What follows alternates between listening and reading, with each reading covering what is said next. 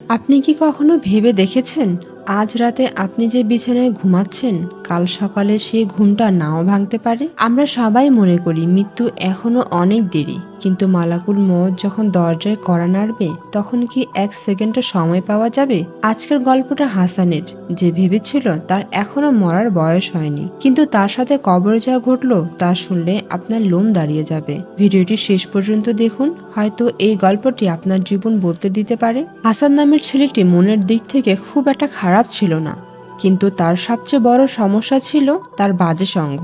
বন্ধুদের সাথে রাত জেগে আড্ডা দেওয়া, তাস খেলা আর সময় নষ্ট করাই ছিল তার নিত্যদিনের অভ্যাস। নামাজ বা ধর্মের প্রতি তার কোনো খেয়ালই ছিল না।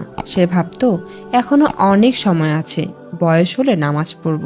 একদিন গভীর রাতের ঘটনা, হাসান তার বন্ধুদের সাথে তাস খেলায় মগ্ন ছিল। ঠিক সেই সময় তার বৃদ্ধ বাবা তার রুমে এলেন। বাবার চোখে মুখে চিন্তার ছাপ। তিনি হাসানকে বুঝিয়ে বললেন, বাবা হাসান, অনেক রাত হয়েছে, আর কত তাস খেলবে? এসব করে তো ফজরের নামাজটাও কাজা হয়ে যায়। এখন ঘুমাও বাবা, সকালে উঠে নামাজ পড়িও। বাবার এই কথা শুনে হাসান বিরক্ত হলো।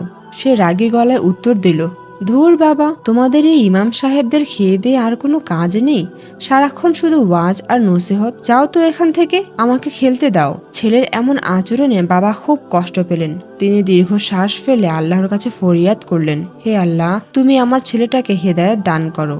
এরপর তিনি চলে গেলেন। রাত গভীর থেকে গভীরতর হলো।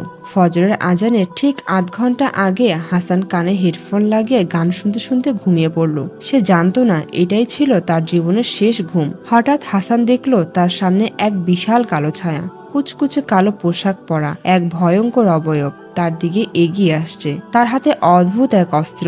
হাসান ভয়ে কুঁকড়ে গেল। ইনি আর কেউ নন, ইনি হচ্ছেন মালাকুল মউত, মৃত্যুর ফেরেশতা। বজ্রের মতো কঠিন স্বরে তিনি ডাকলেন, হে হাসান, সময় শেষ, এবার চলো। হাসানের ঘুম ভেঙে গেল, কিন্তু সে নড়তে পারল না। সে চিৎকার করে বলতে চাইল, না না, আমি মরতে চাই না, আমি তো অনেক ছোট, আমার এখনো মরার বয়স হয়নি, আমাকে আরেকটু সময় দিন। কিন্তু মৃত্যুর ফেরেশতা কোনো কথা শুনলেন না। তিনি বললেন, হে হাসানের অপবিত্র আত্মা, বেরিয়ে আয় তোর শরীর থেকে। এরপর হাসানের শরীর থেকে তার প্রাণ এমনভাবে টেনে বের করা হলো যেন ভেজা পশমের ভেতর দিয়ে কাঁটাযুক্ত কোনো ডাল জোর করে টেনে বের করা হচ্ছে। কি ভয়ঙ্কর সে যন্ত্রণা, তাই না? কিছুক্ষণের মধ্যে হাসানের নিথর দেহটা বিছানায় পড়ে রইল। বাড়ির সবাই কান্নাকাটি শুরু করে দিল। হাসানের বাবা কাঁদতে কাঁদতে বললেন, হায় রে কপাল, কত বললাম নামাজটা পড়ো, আল্লাহর পথে চলো, এখন তুই কি নিয়ে আল্লাহর সামনে দাঁড়াবি বাবা? হাসানের আত্মা তখনও তার দেহের আশেপাশে ঘুরছিল। সে তার বাবাকে মাকে চিৎকার করে বলছিল, বাবা, তোমরা কাঁদছো কেন? এই তো আমি মরিনি, আমি বেঁচে আছি। কিন্তু আফসোস, জীবিত মানুষ মৃতদের কথা শুনতে পায় না। হাসান দেখলো তাকে গোসল করানো হচ্ছে, সাদা কাফনে মরানো হচ্ছে। তার আত্মাটা বারবার নিজের শরীরে ঢোকার চেষ্টা করছে, কিন্তু অদৃশ্য এক দেয়াল তাকে আটকে দিচ্ছে। যখন তাকে খাটিয়ায় তোলা হলো, হাসান ভয়ে চিৎকার করে উঠল, আমাকে ওই অন্ধকার কবরে নিয়ে যেও না, আমি ভয় পাই, আমাকে একা রেখো না। কিন্তু তার সেই চিৎকার কেউ শুনল না। যে বন্ধুরা তাকে নিয়ে আড্ডা দিত, তারাও তাকে অন্ধকারে কবরে একা রেখে চলে আসলো। সবাই চলে যাওয়ার পর কবরে নেমে এলো এক পতন নীরবতা। হাসান ভাবলো সব শেষ, কিন্তু না, আসল ভয় তখনও বাকি। হঠাৎ কবরের মাটি দুপাশে সরে গেল। সেখানে হাজির হলেন দুই ভয়ঙ্কর ফেরেশতা, মুনকার ও নাকির। তাদের চোখ থেকে আগুনের মতো আলো বের হচ্ছিল। তারা হাসানকে বজ্রকণ্ঠে প্রশ্ন করলেন, মান রাব্বুকা, তোমার রব কে? হাসান উত্তর দিতে চাইল, সে সারা জীবন শুনেছে রব হলো আল্লাহ, কিন্তু আজ তার জিহবা নড়ল না। তার মুখ যেন কেউ সেলাই করে দিয়েছে।